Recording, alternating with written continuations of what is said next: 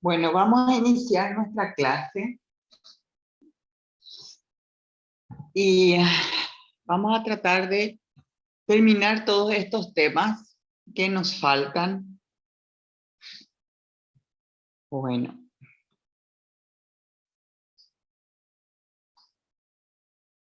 prácticamente toda la clase es de Guyton, excepto, si no me equivoco, las primeras dos diapositivas. Bueno, vamos a recordar la composición del sistema nervioso. Si bien yo sé que ustedes ya dieron neuroanatomía y supongo que están bien formados en ese tema. Recordemos, como ya estamos en sistema nervioso y conociendo el sistema nervioso en cómo funciona, ¿verdad? Pero siempre hay que recordar la anatomía. El sistema nervioso a su vez está compuesto por el sistema nervioso central y el sistema nervioso periférico. ¿Y cuáles son los componentes del sistema nervioso central? Y les puse esta imagen de la derecha. El sistema nervioso central está compuesto por el encéfalo, que es todo lo que está en amarillo, y la médula espinal. Todo esto es el sistema nervioso central. Y a su vez uno se pregunta, ¿y cuáles son los componentes del encéfalo? Y son el cerebro, el cerebelo y el tallo encefálico. Esas tres estructuras conforman el encéfalo. A su vez ustedes ven que el tallo encefálico está compuesto por el mesencéfalo, el puente de Barolio o protuberancia también se le llama, y el bulbo raquídeo. Sin embargo, el sistema nervioso central está compuesto por todos los nervios que no están ni en el encéfalo ni en la médula espinal. Es decir, que mirando en esta figura de la izquierda hacia abajo, nos dice que el sistema nervioso periférico está compuesto por nervios que están fuera del encéfalo, ya vimos que todo esto es encéfalo, y que están también fuera de la médula espinal, que es esto. Entonces, todo lo que estamos viendo en azul es sistema nervioso periférico. Acá, entonces ya en este dibujo del cuerpo humano, vemos el sistema nervioso central, con todo lo que citamos recién, más lo que está en azul, ¿verdad? Es el sistema nervioso periférico. Bueno, sigamos. Esto bien ya lo tocamos en la clase anterior, pero vamos a rememorar un poquitito. La unidad básica de este sistema nervioso que acabamos de describir en sus distintas divisiones es la célula nerviosa. Y esa célula nerviosa, ¿cómo se llama? Neurona. También dijimos que la neurona está constituida por un cuerpo o soma y también, en este caso nos dice dos tipos de fibras nerviosas que son el axón y las dendritas. Todas estas son parte entonces de una neurona o célula nerviosa. Sabemos que el axón, que es todo esto, es una fibra nerviosa larga, es delgada, se proyecta desde el soma de la neurona y ¿qué ocurre a través del axón? Envía mensajes y sabemos que los mensajes no se envían por carta, ¿verdad? Ni por email, sino viajan como impulso eléctrico. O sea, esos potenciales de acción en la célula nerviosa se llaman impulsos eléctricos. Y no se quedan nomás en el axón, sino que viajan por todo el axón para luego llegar a otras células. O sea, eso se tiene que difundir. Y cómo esa información, ese impulso se transfiere a otra célula nerviosa o neurona a través de la sinapsis. Pero también sabemos que una célula nerviosa no solamente puede conectar con otra célula nerviosa, sino también ya vimos cuando estuvimos viendo músculo esquelético, ¿verdad? Que puede conectar con músculos también, ¿verdad? Entonces, así era que veíamos cómo estos botones terminales se unen a una fibra muscular y se llamaba unión neuromuscular. Entonces, y son puntos de sinapsis. En este caso, entre una neurona, una célula nerviosa y una fibra muscular. Y acá arriba vemos entre células nerviosas, entre sinapsis, entre neuronas. La otra parte, o sea, el otro componente de la neurona, así como estuvimos hablando, cuerpo celular o soma, axón, son las dendritas, que son estas ramificaciones. Y son ramas de la neurona y en este caso reciben, como vemos acá, reciben impulsos eléctricos de otras neuronas. Bueno, también ya hablamos que generalmente los nervios transmiten los impulsos eléctricos o potenciales de acción en una sola dirección. Incluso ya dijimos que era anterógrada, ¿verdad? Desde el axón de una célula nerviosa que va generando los impulsos. Y sabemos que tiene que transmitir hasta dendritas receptoras, que es lo que estamos viendo acá, de la célula nerviosa contigua, perdón. ¿Me están siguiendo hasta allí?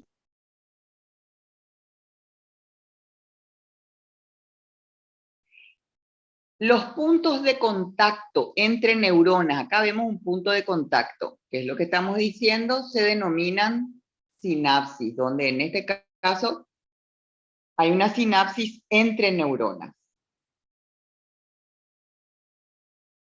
¿Y qué es lo que pasa en esta sinapsis? El axón secreta pequeñas cantidades de sustancias, que también lo mismo pasa cuando hay una unión neuromuscular. O sea, para ustedes nos está hablando algo que sabemos, ¿verdad? Porque esto mismo pasa en la unión neuromuscular. Pero es importante saber cómo estas sinapsis interneuronales, porque eso es lo que ocurre en el sistema nervioso central. Claro, en el sistema nervioso periférico vemos que finalmente los nervios van y terminan en los músculos, y entonces ahí ocurren las uniones neuromusculares. Bueno, entonces ocurre básicamente lo mismo. La fisiología, cómo se produce, es similar, pero a medida que hablemos un poco más de las neuronas, vamos a ir reconociendo las diferencias con respecto a las otras células del organismo. Bueno, ya dijimos que entonces en los lugares de sinapsis, mirando aquí a la derecha, el axón en su parte terminal, que acuérdense que están los botones terminales, entonces ahí el axón secreta pequeñas cantidades de sustancias. Las sustancias que segrega el axón en estos botones terminales se llaman neurotransmisores a esas sustancias segregadas. También el sinónimo es mensajeros químicos. Claro, son sustancias químicas. Y esas sustancias químicas van a ejercer su acción sobre la célula postsináptica. Entonces, ya saben, se le dice neurotransmisores. Estos neurotransmisores, lo que dijimos, ¿a dónde van? Van a la célula postsináptica para algunas veces estimularla a esta célula postsináptica y algunas veces le inhiben a esta célula postsináptica. ¿Y de qué va a depender? Va a depender, recordemos siempre que en esta célula postsináptica hay receptores para esos neurotransmisores. Y dependiendo que esos neurotransmisores vayan a los receptores que excitan o a los receptores que inhiben, eso va a hacer entonces que la acción del neurotransmisor sea de estimulación o excitación o de inhibición de esta célula postsináptica. ¿Hasta ahí vamos bien? Bueno. Ok. Es muy importante reconocer esta sinapsis que dijimos son los puntos de contacto, en este caso, como estamos hablando del sistema nervioso, el punto de contacto entre una neurona y otra. Eso es una sinapsis, un lugar donde una neurona transfiere información a otra neurona. O sea, hay una neurona presináptica y una neurona postsináptica. ¿Y por qué eso es importante? Y que eso esté en buenas condiciones. Porque es así como toda esa información, que nosotros sabemos que la información viaja, no es que se genera en una neurona y debe quedar ahí, no. Tiene que transferirse al sistema nervioso, a donde debe ir. Tiene que viajar esa señal. ¿Y cómo viaja? Dijimos en forma de impulsos nerviosos, y que sabemos que esos son los potenciales de acción que estuvimos viendo cómo viaja ese potencial de acción, cómo viaja a través del axón, según sea una neurona mielinizada o según sea una célula amielínica. Bueno, entonces, ¿qué es lo que puede ocurrir? Dijimos que viaja el impulso nervioso, el potencial de acción, viaja a través de un axón para llegar a otra neurona. ¿Y dónde se transfiere a otra neurona? En los puntos de sinapsis, ¿verdad?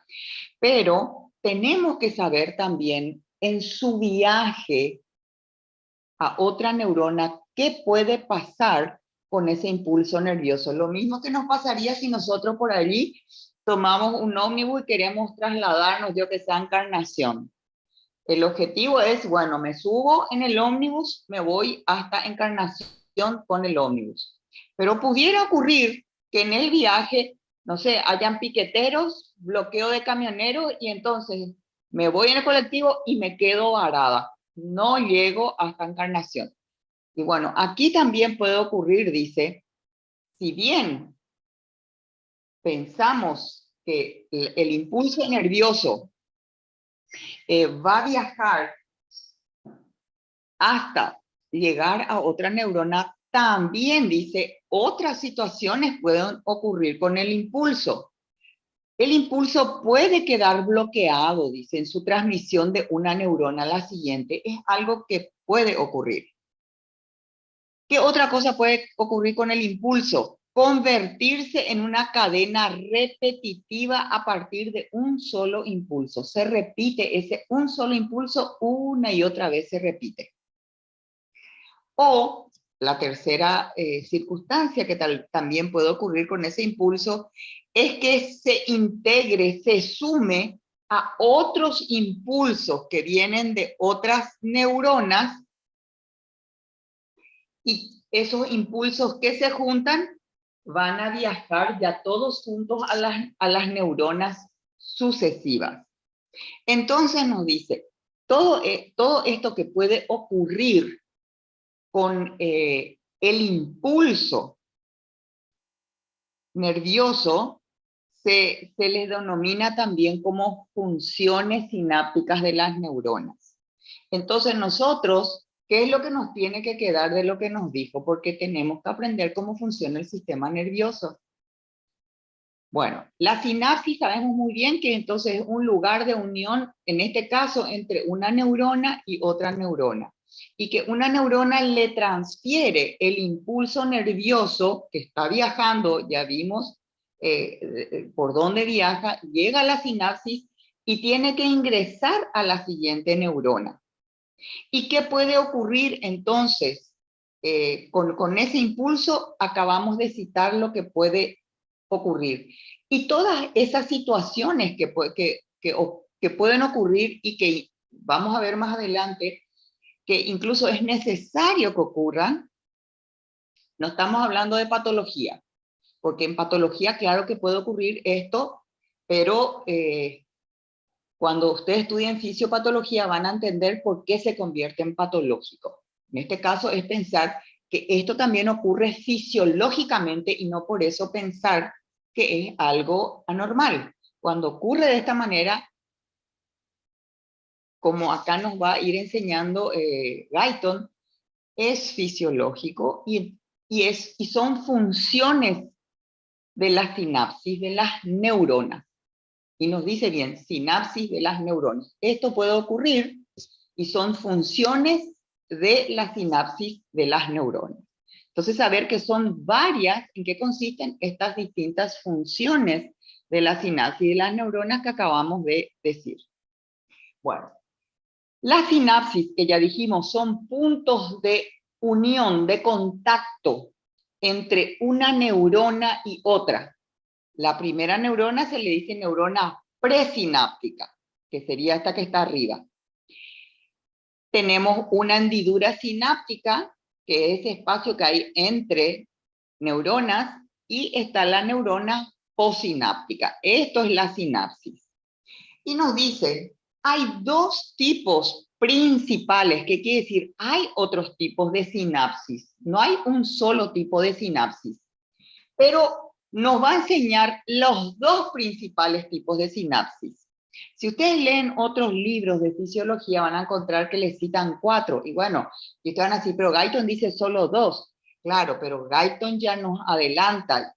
Yo les voy a enseñar los dos principales, no todos.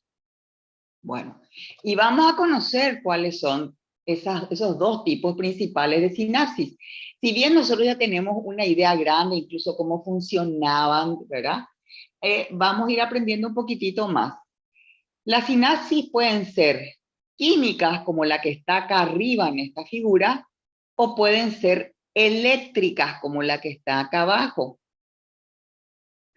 Y nos dice, la mayoría de las sinapsis en el encéfalo, y ya vimos, todo esto es encéfalo.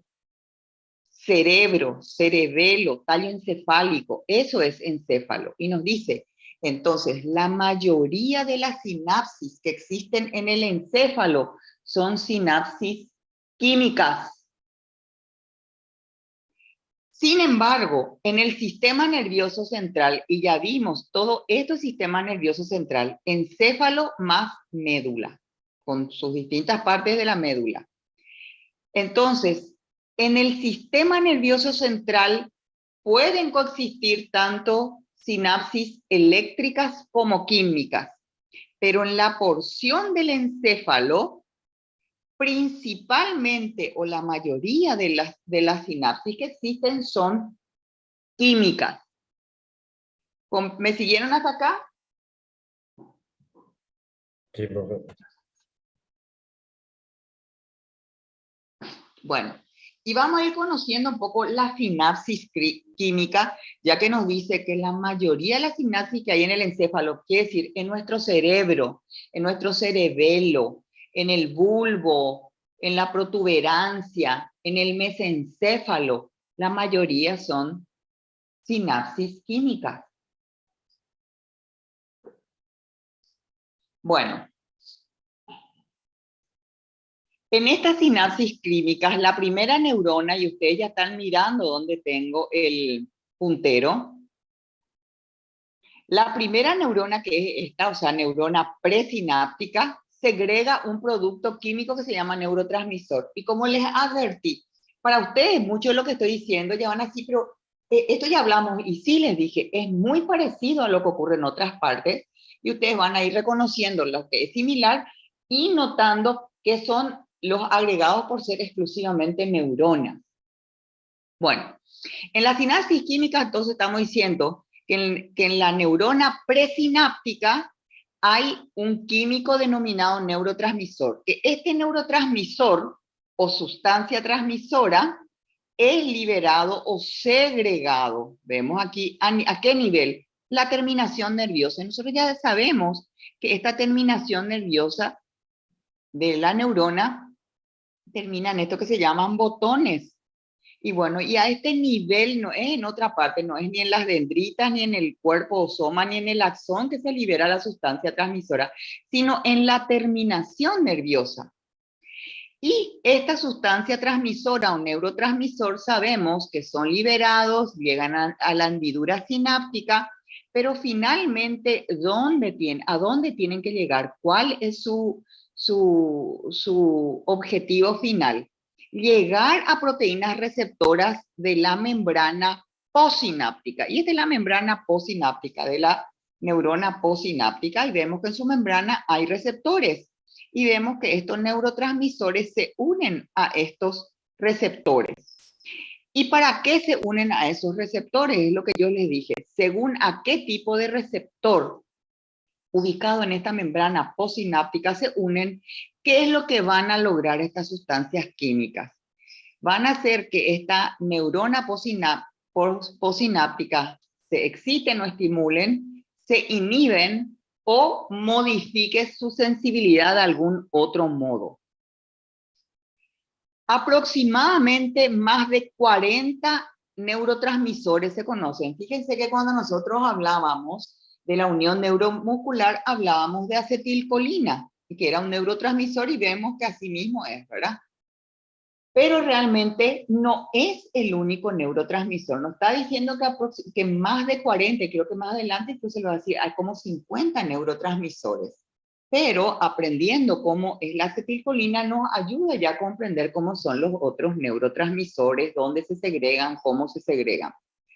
Bueno, ¿cuáles son los que más se conocen y más se habla generalmente? ¿Qué neurotransmisores? Acetilcolina, que es lo que ya conocemos, pero también noradrenalina, que es un neurotransmisor, adrenalina, histamina, el ácido gamma-aminobutírico, que se le conoce como GABA, la glicina, la serotonina, el glutamato. Estos son algunos de los principales dentro de esos 40 aproximadamente que se conocen y que entonces son neurotransmisores que se encuentran en la sinapsis química. Bueno, ¿qué otra característica tiene esta sinapsis química? Que en ellas existe una conducción unidireccional, en un solo sentido. ¿Qué quiere decir eso? Que solamente de este botón terminal presináptico a la neurona postsináptica es el sentido de la conducción del impulso o desde las señales. Y esta característica que tiene, que sea unidireccional, hace posible, por algo está, tiene una función el hecho de que solamente tenga que ser unidireccional en condiciones fisiológicas.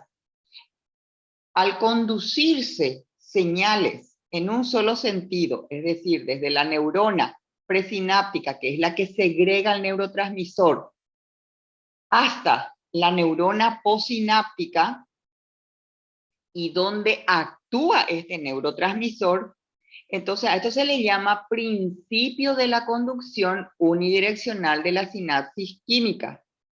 Este tipo de conducción en un solo sentido o unidireccional, que ya les dije, desde neurona presináptica a neurona postsináptica, propicia que las señales vayan a objetivos específicos. Solamente allí tienen que irse y por eso se van a ir en una sola dirección hasta llegar a donde tienen que llegar. Tomá este camino, andate derecho, hasta allá tenés que llegar.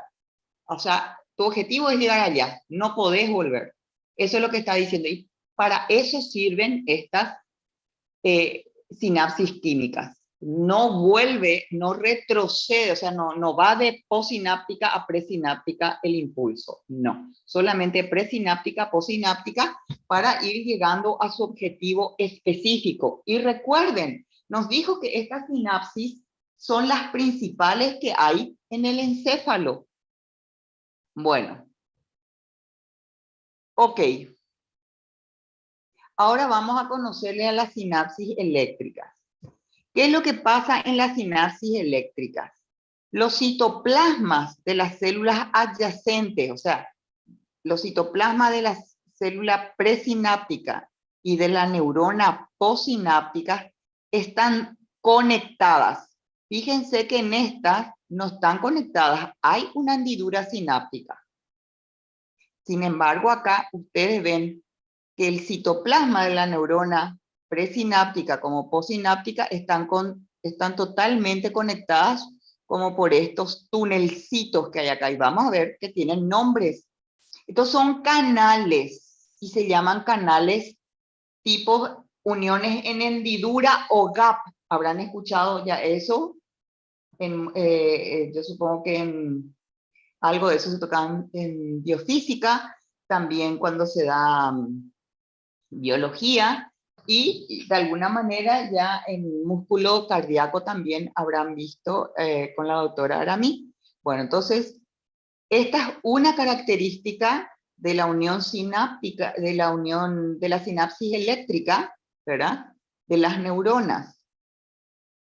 ¿Y qué pasa con estas uniones en hendidura o gap? Hay movimiento libre de iones. No nos está hablando acá de neurotransmisores, sino los iones de esta célula presináptica ingresa a la posináptica, y también los iones de esta neurona posináptica ingresan, en este sentido, van a la presináptica. Entonces, o si esto fuese un músculo, la misma cosa como el músculo cardíaco. Acá por un lado tiene una neurona en la como célula presináptica, y es el músculo que está en la, como célula posináptica. Y entonces los iones ingresan en un sentido o en otro sentido por esta sinapsis eléctrica. Entonces, ¿qué es lo que vemos? Que las señales no se transmiten en forma unidireccional, sino en ambos sentidos. Y a eso se le llama transmisión bidireccional de la sinapsis eléctrica. Donde vemos sobre todo, dice, cuando este tipo de sinapsis tiene que haber, donde tiene que haber coordinación de actividades de grandes grupos de neuronas interconectadas. Entonces vemos que las sinapsis químicas tienen una anatomía y una función un poquito diferente que las sinapsis eléctricas, justamente por la función que tienen que cumplir. ¿Hasta allí me siguieron? Bueno, y esto es simplemente una síntesis, es más de lo mismo, que ya no les voy a hablar, simplemente mostrando. Sinapsis eléctrica es bidireccional, la transmisión de los impulsos, ¿verdad? Y que se ocurre a través de uniones tipo hendidura que vemos acá, que son estos canales, o tipo gap, y son los iones los que se intercambian. Y ya nos dijo a qué nivel hay este tipo de sinapsis. La sinapsis química, acuérdense que en cambio aquí hay neurotransmisores. Y son neurotransmisores que se liberan y que en la neurona, que se liberan desde la neurona presináptica y que tienen receptores en la neurona posináptica donde van a ejercer una acción. Y es solamente unidireccional, en un solo sentido, la sinapsis química, de la neurona presináptica a la neurona posináptica. Y que hay receptores que, en la neurona posináptica, que tienen que recibir a estos neurotransmisores, que ya vimos que son varios, incluso citó cuáles son los más conocidos. Y que una vez que están acoplados a sus receptores, pueden inhibir, pueden excitar o pueden causar otro tipo de acciones sobre la célula o neurona posináptica. Bueno, ahora tenemos que hablar, fíjense que estuvimos hablando sobre todo de las neuronas en el sistema nervioso central, y que ya dijimos que el sistema nervioso central está compuesto por el encéfalo y la médula espinal. Y ya vimos otra vez las partes del encéfalo. Ahora nos va a hablar de la motoneurona o neurona motora. Entonces ya nos va a hablar en este momento cómo es la neurona que está en el sistema nervioso periférico. ¿Me están siguiendo? Sí, profe. Todo lo que nos habló hasta ahora, ¿verdad? Incluso la clase anterior era más cómo son las neuronas que están en el sistema nervioso central. Pero acuérdense que hay un sistema nervioso periférico, y que bien nos dijo qué es el sistema nervioso periférico, todo lo que no está en el central, es decir, todos los nervios que no están ni en el encéfalo ni en la médula. Y vimos ahí, yo les dije que eran como esas líneas, esas cuerdas celestes, son los nervios periféricos. Bueno, y ahora nos va a hablar entonces, y esos nervios periféricos también están constituidos por neuronas. pero tienen sus similitudes con las neuronas del sistema nervioso central, pero también tienen sus particularidades. Entonces, y hay distintos tipos de neuronas en el sistema nervioso periférico, pero siempre ustedes se dan cuenta que si nos van a hablar de todo, necesitamos, no sé, todo un año solamente para hablar de tipos de neuronas. Entonces, como son muy similares, nos da un ejemplo de algún tipo. Y en este caso, para hablarnos de la neurona del sistema nervioso periférico, nos va a hablar de la motoneurona o también neurona motora. Entonces nos dice, cuando nosotros escuchamos o leemos motoneurona o neurona motora, hace referencia en los vertebrados y en este caso en el ser humano, a una neurona, pero que pertenece al sistema nervioso periférico. No se le ocurra decir motoneurona, sí es una célula del sistema nervioso central, ¿verdad? Si eso es un examen es para aplazarle y, no sé, gracias por participar, vuelva de nuevo. ¿Y desde dónde, cuál es su característica de esta motoneurona, que es una neurona del sistema nervioso periférico? Proyecta su axón. Y ustedes acuérdense ya las partes de la neurona, que tiene un cuerpo autosoma, que tiene dendritas y que tiene axón.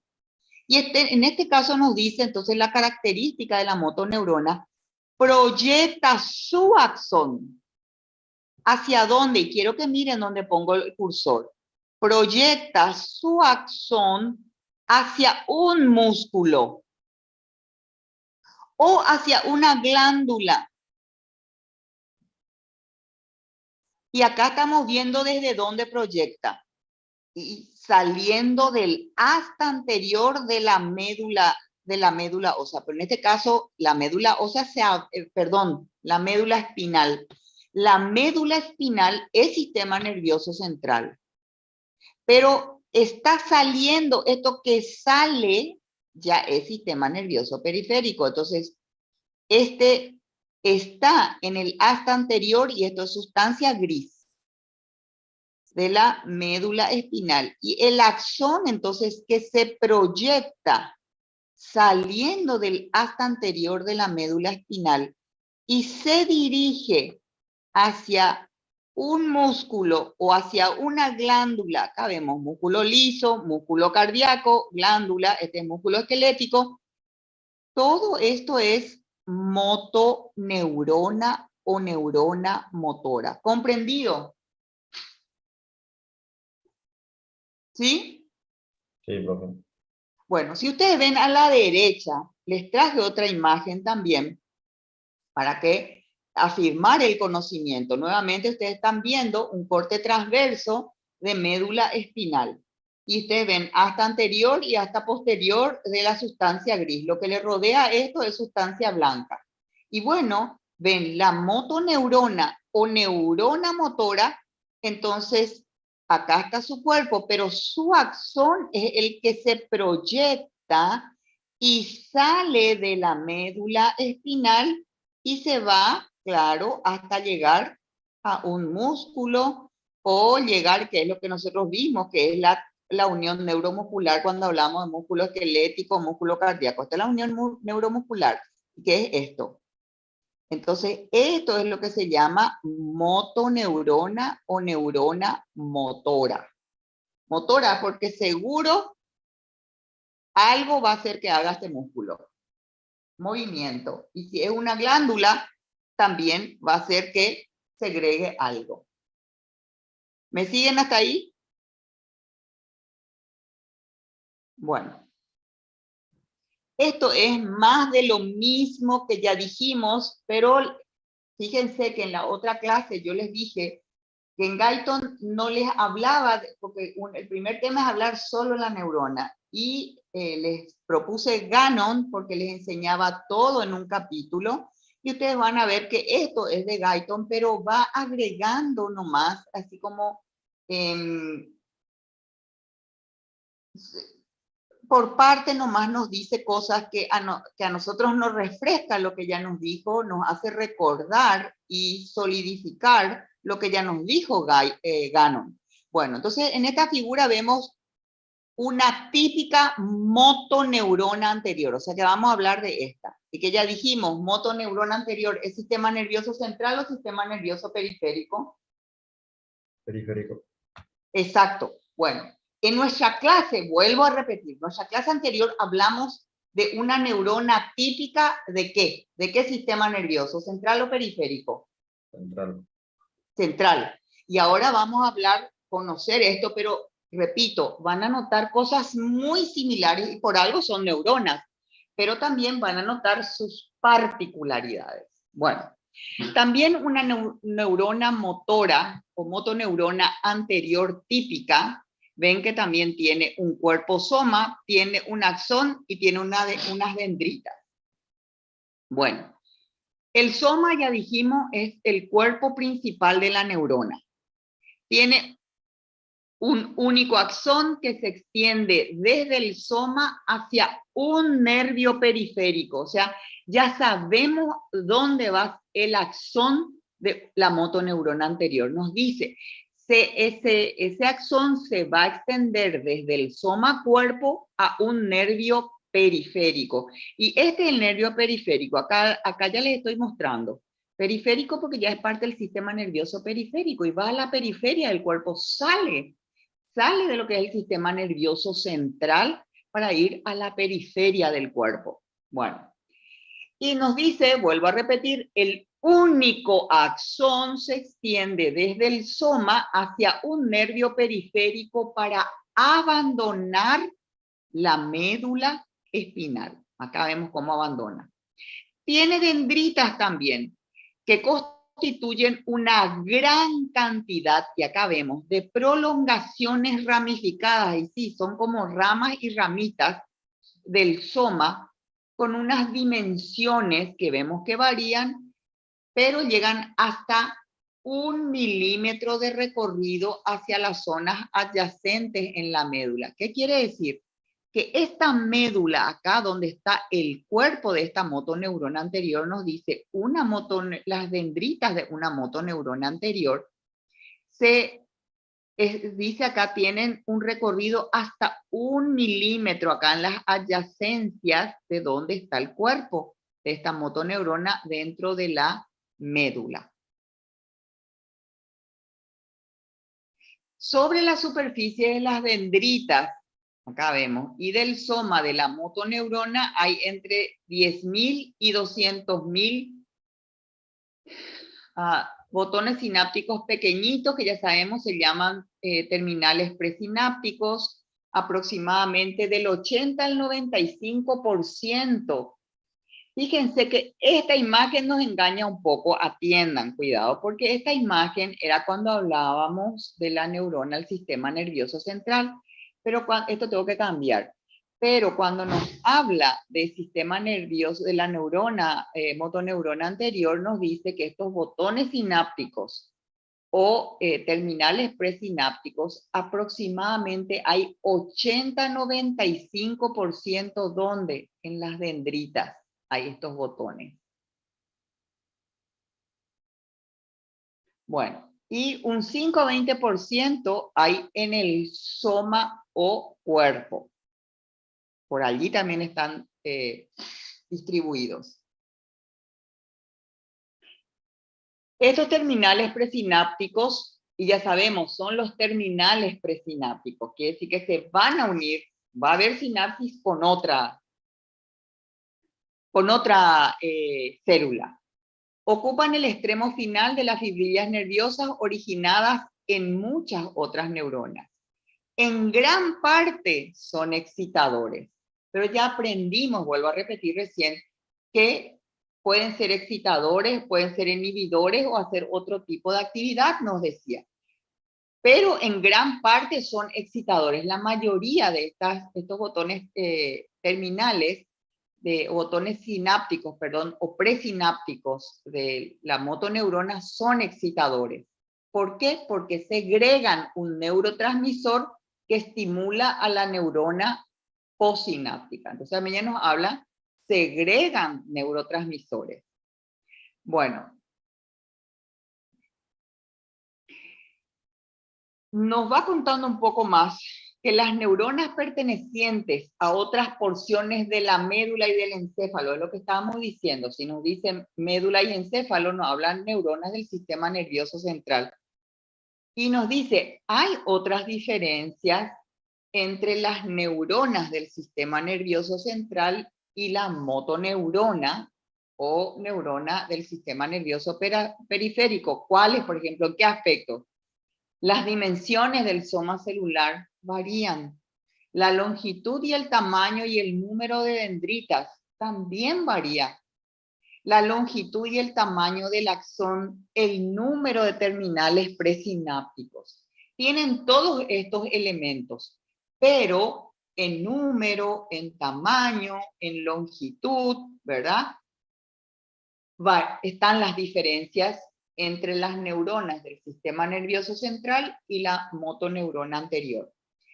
Y estas variaciones en estos elementos que acabo de mencionar es lo que hace que las neuronas situadas en distintas partes del sistema nervioso reaccionen cada una de una manera un poco, digamos, particular y diferente a cómo reaccionan neuronas ubicadas en otro sitio, o porque tienen axón más largo, o porque tienen más dendritas, o porque tienen menos dendritas, o porque el número de terminales presinápticos son mayores o menores. Eso hace entonces que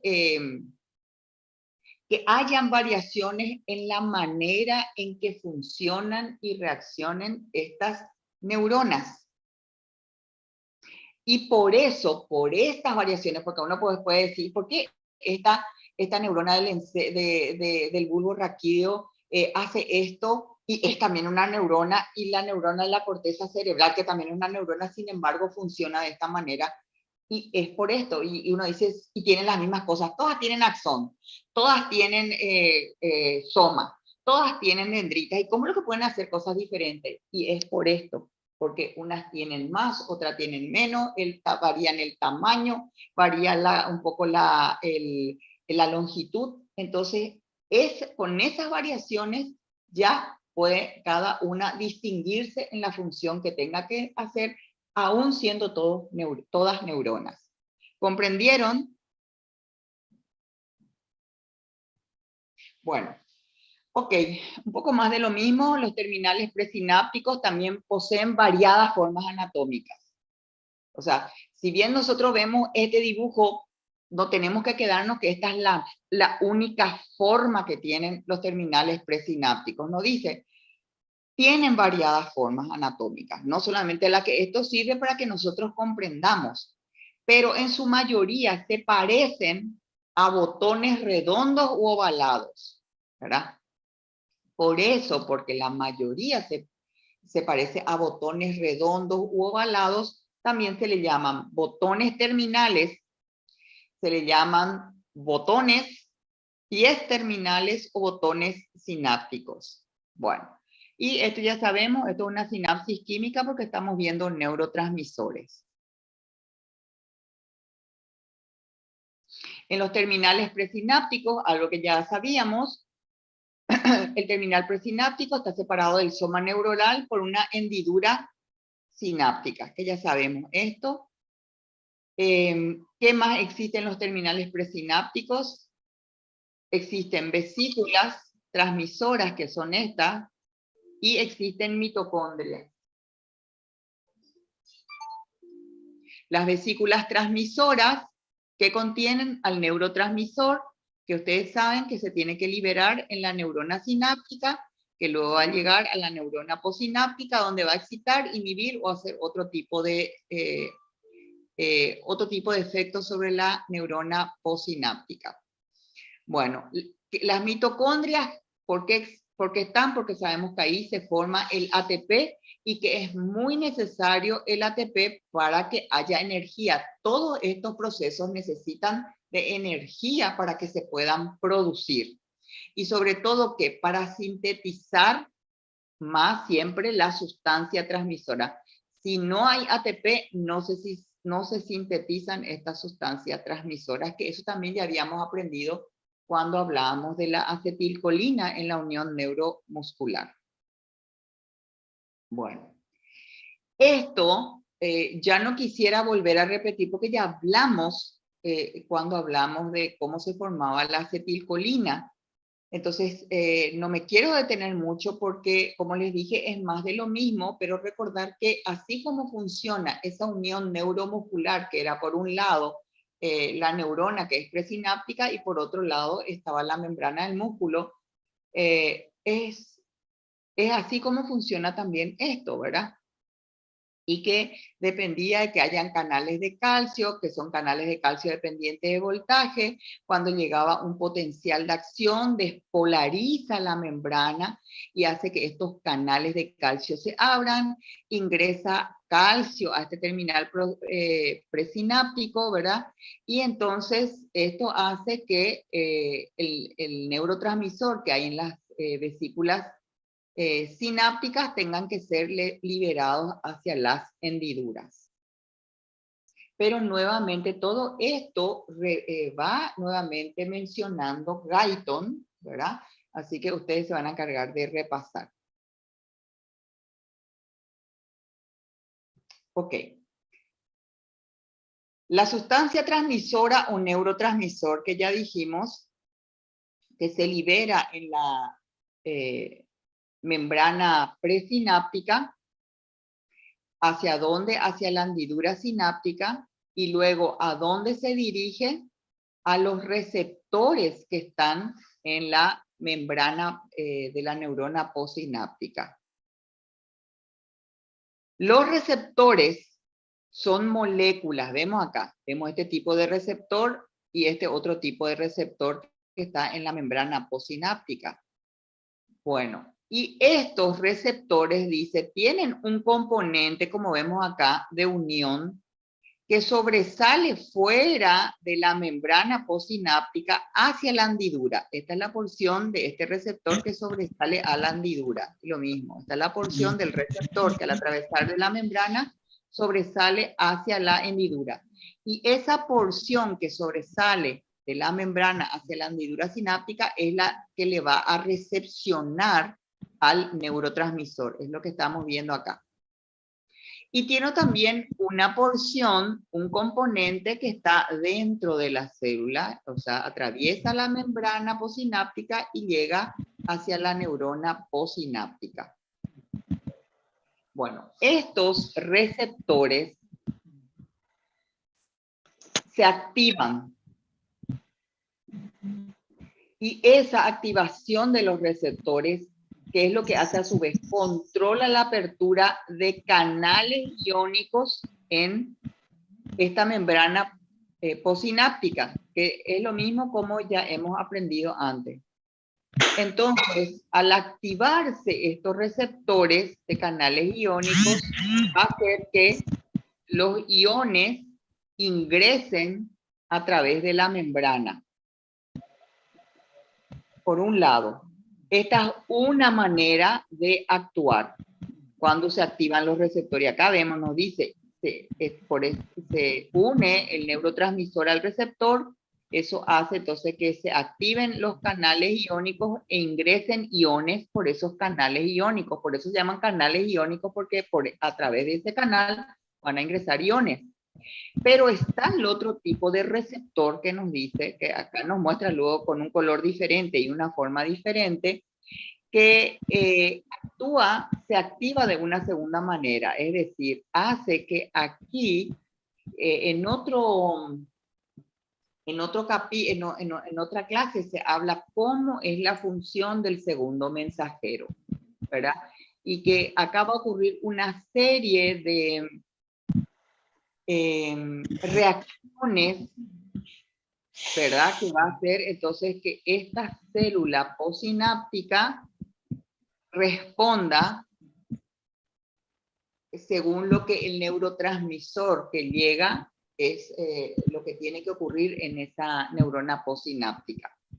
Bueno, a los receptores que activan directamente los canales para iones se le llaman receptor ionotrópico. Acá están viendo, por eso se solamente son estos canales donde ingresan los iones, se le llaman receptores ionotrópicos.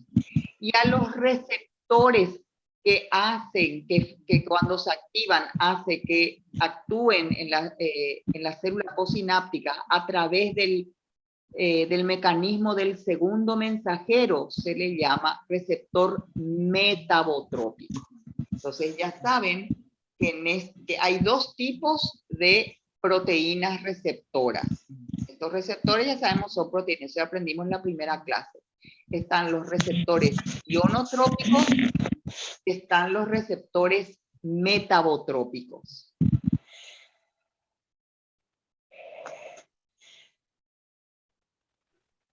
A ustedes ya les va a quedar digamos, el que aprender qué significa que algunos neurotransmisores ocupen o se unan a los receptores excitadores o estimuladores en la membrana posináptica y qué es todo lo que ocurre. Acá les dice muy bien Guyton. Sin embargo, si se unen a los receptores inhibidores, ¿qué es lo que va a ocurrir? Por un lado, en los excitadores le va a hablar de los canales de sodio. Y en los inhibidores le va a hablar qué ocurre con los canales de ion cloruro. Bueno, espero que me estén siguiendo.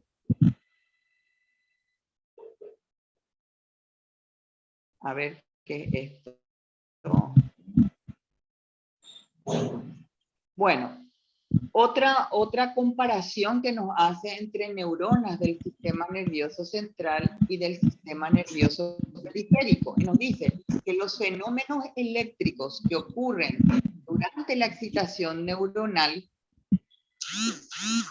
sobre todo, también sirven para las demás neuronas, pero en este caso sobre todo nos va a hablar de, porque estamos hablando de las motoneuronas.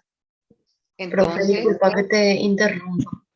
Sí. Permiso, profe. Juan, el compañero Juan, tu micrófono, Juan, por favor. Sí, escuchaba mucho ruido. Gracias. Ahora sí, por se te escucha. O si no, no te entendía. Al contrario, está muy bien lo que hiciste. Te agradezco, sí que porque vas a ayudar y le ayuda a tus compañeros también. Bueno, sigamos. Gracias, preciosa. Bueno, ok. Entonces nos dice, los sucesos que vamos a hablar sobre los fenómenos eléctricos durante la excitación neuronal se va a referir más, el Guyton nos va a enseñar en este caso, como dijimos, lo que pasa en las motoneuronas. Sin embargo, recordar que eso mismo ocurre en las demás neuronas del sistema nervioso. ¿Qué es lo que las diferencia? Sobre todo hay diferencias cuantitativas, o sea, que en lo que se refiere a voltaje, por ejemplo, lo que puede ir cambiando, o a números, y todo lo otro que estuvimos diciendo. Bueno, entonces, así como estuvimos hablando del potencial de membrana, tanto de reposo como potencial de acción de las neuronas del sistema nervioso central, de las células de músculo esquelético, de músculo cardíaco, también la motoneurona tiene un potencial de membrana en reposo como también un potencial de acción, que es cuando ya no está en reposo. Y vemos que, igual que los demás, también en milivoltios es la unidad de medida. ¿Por qué? Porque hay electricidad, hay carga eléctrica, justamente por este movimiento de iones, como hay en todas las células del organismo. Pero sí notamos que los potenciales varían. Y por eso nos decía, hay diferencias cuantitativas. En algunos menos 65, en otros menos 90, en otros es menos 20, pero en todos hay potencial de membrana. Bueno, y como ahora vamos a aprender entonces cuál es el potencial de membrana y de dónde sale ese potencial de membrana, que vuelvo a repetir, es muy similar. Sabemos que por la cuestión del sodio, del potasio, y acá nos agrega más. cloro. Nos va a hablar un poco sobre más bien el cloruro. Que cuando hablamos de corazón, por ejemplo, hablamos más de sodio, de potasio, calcio. Y acá nos va a hablar un ion que no se hablaba tanto en las otras, cuando hablábamos de potencial de membrana de los otros tipos de células, según lo que íbamos abordando. Bueno, entonces, ¿qué es lo que estamos viendo aquí? Es el soma, porque el principio del axón nomás vemos, y algo de una dendrita. Entonces, nosotros ya sabemos, los componentes de una neurona son soma o cuerpo, axón, dendrita. Pero acá, básicamente, nos vamos a centrar en el soma. ¿De quién? De una motoneurona medular, que es lo que ya dijimos, esta motoneurona anterior. El potencial de membrana que tiene entonces el soma de una motoneurona, y en este caso estamos hablando de la motoneurona que era nuestro ejemplo típico de la médula espinal, ¿verdad? ¿Cuál es su potencial de membrana en reposo? Menos 65 milivoltios. Y nos dice, nosotros estuvimos hablando la clase pasada que esas fibras nerviosas, las neuronas tenían menos 90, incluso decía entre menos 90 y menos 94.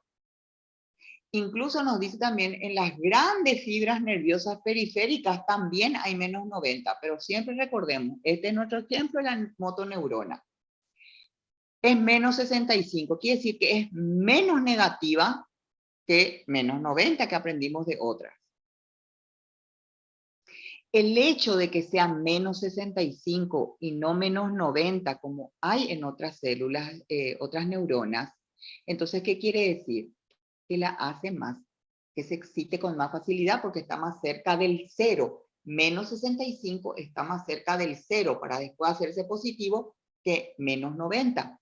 Por ese hecho, entonces, ¿qué quiere decir? Que este soma de la motoneurona es más excitable por ser menos negativo.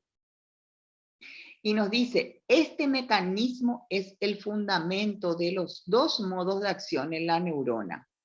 O que se excite o que se inhiba. El hecho de tener este voltaje, menos 65 milivoltios. Bueno, y ahora nos va a hablar un poquitito entonces de estos iones, que son los causantes, como dije, el sodio, el potasio, el cloruro, de este voltaje de menos 65 milivoltios, que hace que el soma de la motoneurona sea más excitable. Bueno, entonces, ¿qué es lo que vemos? Acá le vemos al sodio, que en el líquido extracelular sabemos que tiene una mayor concentración. Eso ya venimos aprendiendo cuando está en reposo. Eso ya venimos aprendiendo desde la primera clase, en la composición del líquido extracelular.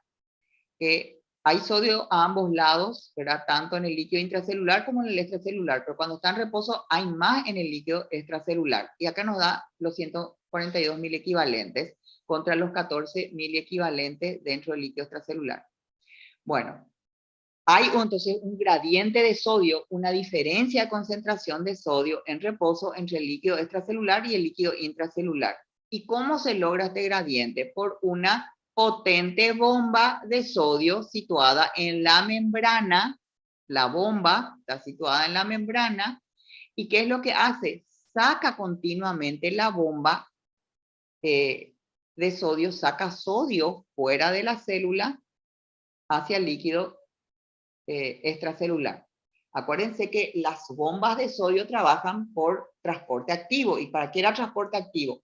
Para mover contracorriente, es decir, desde menos concentración a mayor concentración. Y por eso necesita una bomba.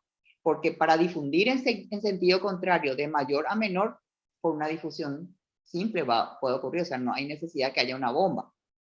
Bueno, también que estamos viendo la concentración de que hay una bomba de potasio, pero la bomba de potasio que también está aquí en la membrana del soma, porque estamos hablando del soma de la motoneurona, ¿qué es lo que hace? Que la concentración de potasio dentro de la célula es mayor que en el líquido extracelular en reposo. Siempre esto es en reposo. Perdón. Un segundito, por favor. ¿Me pueden esperar un ratito? Sí, por favor.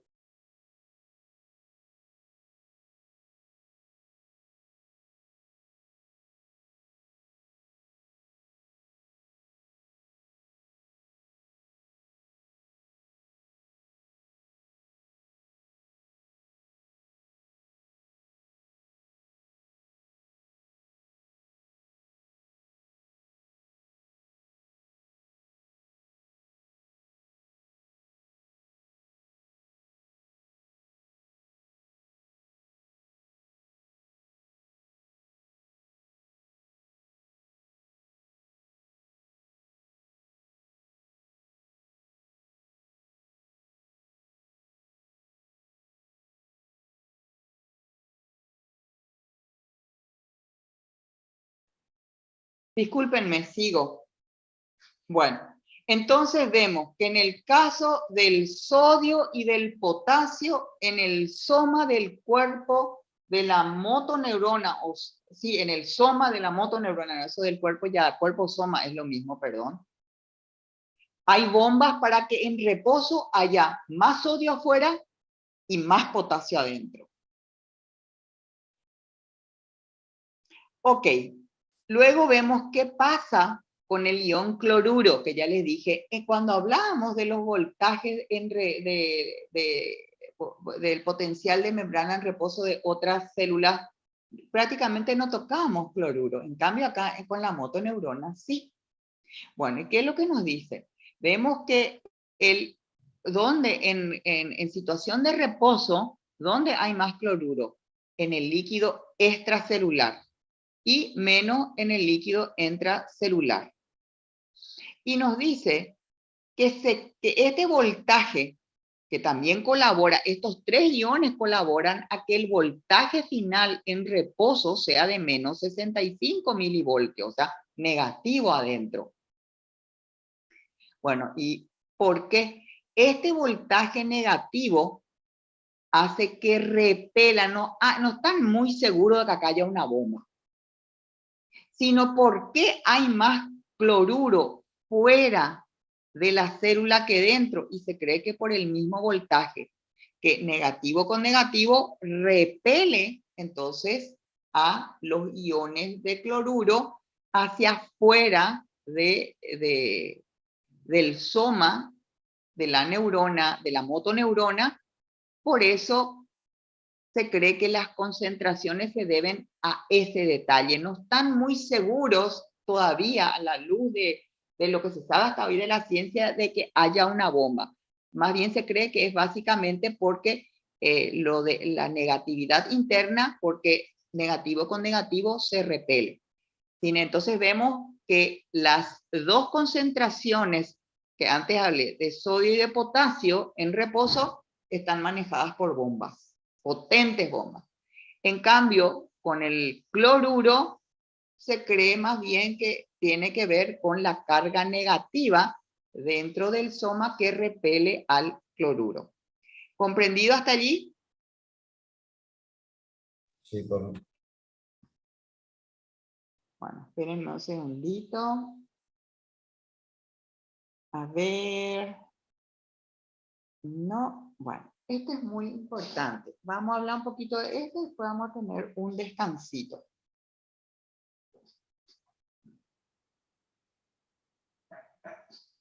¿De qué vamos a hablar ahora? Es muy importante el título, porque el título ya nos dice, esto les voy a comunicar ahora. Entonces, ¿cuáles son los fenómenos eléctricos durante la excitación neuronal? Recién de qué nos habló, membrana en reposo. Hay un voltaje, claro que hay. Y nos dio cuál es el valor de ese voltaje cuando está en reposo. No hay ninguna conducción, no hay nada. Está en reposo en ese momento la motoneurona. Y que ese voltaje nos explicó a qué se debía, ¿sabes? Y nos habló de esos tres iones. Ahora, ¿de qué nos va a hablar? Ya no nos va a hablar de un voltaje en reposo. Nos va a hablar entonces ya que hay una excitación neuronal. ¿Y a qué se debe la excitación neuronal? Y por fenómenos eléctricos, por electricidad también. En reposo es por una cuestión eléctrica y también cuando hay excitación por también una cuestión eléctrica. Pero ahí ya vamos a ver que los voltajes cambian, que es lo que vinimos aprendiendo en todo este tiempo, y es porque la manera en que está distribuida los iones cambia. En reposo los iones están de una manera y por eso hay ciertas cargas a uno y otro lado de la membrana, y cuando deja de estar en reposo hay una redistribución de los iones y eso cambian los voltajes. Bueno, entonces nos va a hablar de membrana postsináptica, de un potencial postsináptico también nos va a hablar. Entonces vamos a ubicarnos en la figura, porque la figura es muy didáctica y nos ayuda a comprender rápido. Entonces, ¿qué es lo que vemos? Esto que les estoy señalando aquí en con el cursor, ¿cómo se llama este lugar de unión entre dos neuronas? ¿Cómo se llama esto? Acabamos de hablar.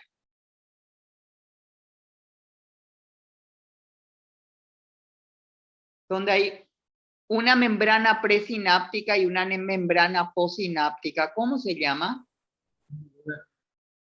No, la unión. Sinapsis, profe. Sinapsis.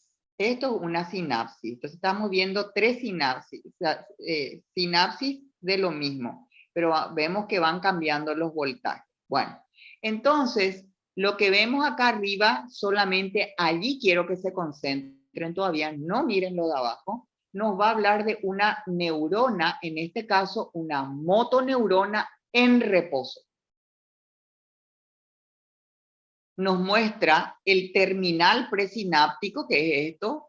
Este es el botón presináptico que está apoyado sobre la superficie de la neurona postsináptica. Están en reposo. Y ya nos dijo que el potencial en reposo de la motoneurona, porque es de eso que estamos hablando, es de menos 65 milivoltios. Y nos dijo bien que nos estaba hablando del soma, nos dijo. No nos va a hablar, no, este potencial de membrana en reposo es del soma de la motoneurona. Este potencial de menos 65 milivoltios que es en reposo dice que hay en cualquier punto del soma, es el mismo. Bueno, ¿qué vemos en la imagen B? Ya vemos, nos va a hablar de una neurona excitada. Ya no está en reposo, de la misma motoneurona. ¿Y qué nos dice? Aquí vemos el terminal presináptico, que es este, ha segregado, y acá vemos unos puntitos, un neurotransmisor. Entonces, ¿cuál es la que generalmente habla de neurotransmisores? Sinapsis química. Bueno, entonces nos dice, acá ya segregó un transmisor excitador, ¿hacia dónde? Hacia la hendidura, y este transmisor actúa en los receptores, que eso ya vimos, que están en la neurona postsináptica. ¿Y qué pasa cuando le excita a la neurona postsináptica? Entonces ingresa sodio. Acá vemos, esto que vemos en flecha roja es el ingreso de sodio. Cuando ingresa sodio, ¿qué cargas tiene? En forma masiva ingresa, no es poco, en forma masiva, así con eso mismo también ya vimos en la unión neuromuscular. En forma masiva ingresa el sodio con sus cargas positivas. Entonces, ¿qué pasa? Acá el potencial de reposo era menos 65. Y si está ingresando mucho sodio con cargas positivas, entonces se vuelve menos negativo, se va acercando al cero. Entonces su voltaje se vuelve a menos 45 milivoltios. ¿Notan eso? Sí, profe. Entonces, ¿qué le ocurrió? Se está volviendo, es menos negativo, se está acercando hacia el cero, o sea, se va en sentido positivo, se va yendo de menos 65 a menos 45 cuando la neurona se excita. Entonces nos dice, este ascenso positivo en el voltaje por encima de potencial de reposo de la neurona y que hace que sea menos negativo, se llama potencial postsináptico excitador. ¿Y por qué se llama excitador? Es un potencial, sí, porque tiene un valor. Es postsináptico porque es en la neurona postsináptica, que en este caso es la motoneurona. Y es excitador, ¿por qué? Porque hizo que el potencial sea menos negativo, se está volviendo hacia lo positivo, por eso es excitador. Y nos dice, si este potencial postsináptico excitador sube incluso más, o sea, se acerca más al cero, puede desencadenar un potencial de acción en esta neurona postsináptica. En este sentido, entonces, el hecho, acá se excita, pero todavía no nos dice que ya hay potencial de acción. Se excita porque se volvió menos negativo, se fue más a lo positivo. Entonces, ¿cuál es el voltaje de este potencial postsináptico excitador que hace que ya la neurona esté excitada? Es de 20 más 20 milivoltios, que fue porque el hecho de que ingresó el sodio. ¿Por qué más 20? Porque de menos 65 a que alcance menos 45, que es el potencial que hace que la neurona esté excitada. Entonces, ese es el valor del potencial postsináptico excitador, más 20 milivoltios. ¿Comprendieron eso? Sí, profe. Sí, profe. Bueno, y acá nos hace una aclaración. Uno puede decir, 20 milivoltios no es nada más que poquito es. Claro, si vamos a comparar con una hidroeléctrica, pero para la neurona no es tanto. Y nos dice que para lograr que haya un potencial postsináptico excitador, es decir, que se generen más 20 milivoltios para volver de menos 65 a menos 45, dice que un solo terminal presináptico dispare no va a lograr esos más 20 milivoltios. Dice, para que se logre que haya ese potencial postsináptico excitador de más 20 milivoltios, dice que tienen que aproximadamente disparar en simultáneo 40 a 80 motoneuronas anteriores. En simultáneo. O si no es en simultáneo, por lo menos dice en una rápida sucesión, rápido. Así se puede generar ese voltaje de más 20 milivoltios. No como acá se imagina si nos muestran 40 o 80 no le va a dar el dibujo, pero por eso nos dice, aunque nosotros vemos uno, no creamos, nos va a ayudar a entender el mecanismo, pero nos dice un solo terminal presináptico descargando, o sea, que esté descargando neurotransmisores, no va a lograr ese potencial postsináptico excitador de más 20. Tienen que descargar al mismo tiempo o en una rápida sucesión, no en sucesión, en rápida sucesión de 40 a 80 motoneuronas.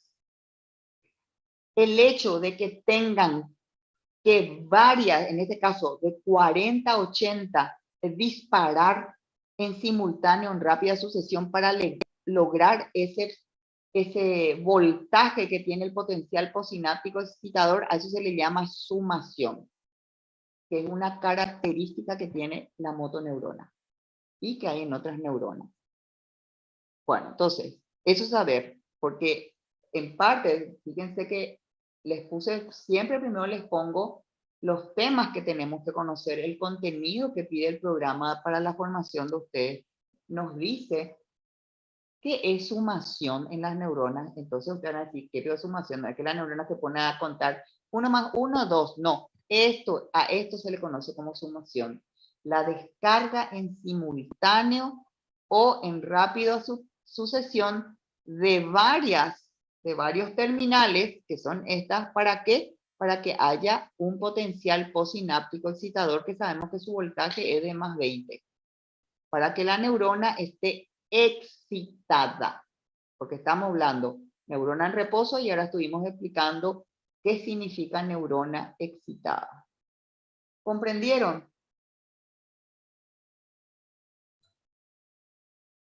Bueno, ¿pueden seguir o quieren tener un pequeño descanso?